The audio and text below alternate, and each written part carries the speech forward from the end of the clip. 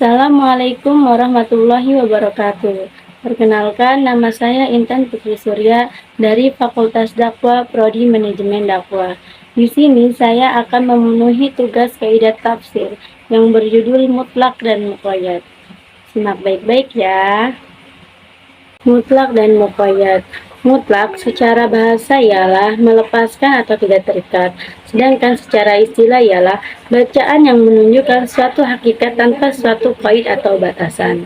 Muqayyad secara bahasa ialah segala sesuatu yang terikat atau yang diikatkan kepada sesuatu. Secara istilah ialah sesuatu yang menunjukkan pada makna yang sebenarnya terikat. Nah, selanjutnya, pembagian mutlak dan muqayyad ada 4. Yang pertama, hukum dan sebabnya yang sama. Yang kedua, hukum dan sebabnya yang berbeda. Yang ketiga, hukumnya sama, sebabnya berbeda. Yang keempat, sebabnya sama, hukumnya yang berbeda. Nah, yang pertama, hukum dan sebabnya yang sama.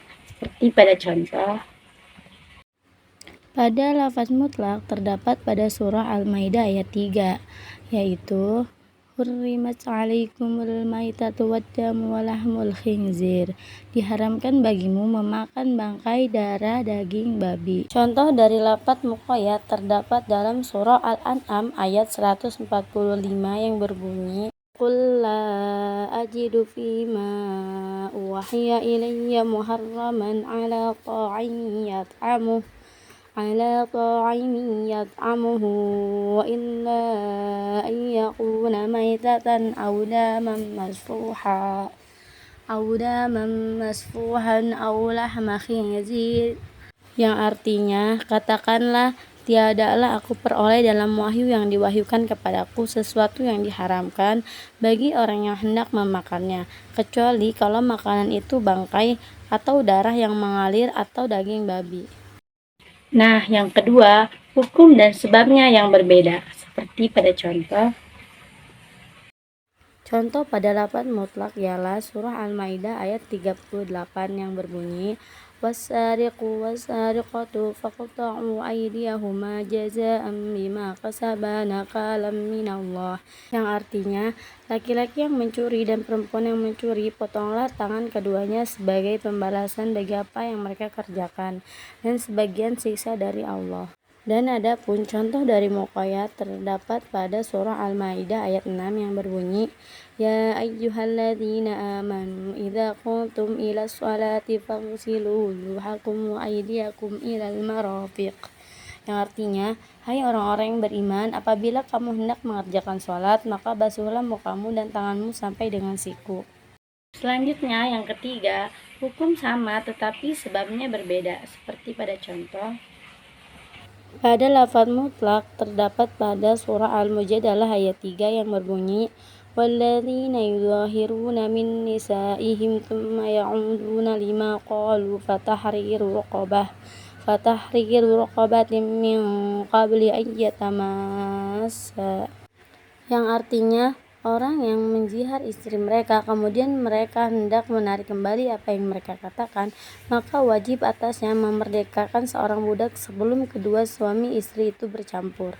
Pada lafaz muqayyad terdapat dalam surah An-Nisa ayat 92 yang berbunyi wa man qatala mu'minan khata'an fatahriru raqabatin mu'minatin wa diyanatun musallamatun ila ahli.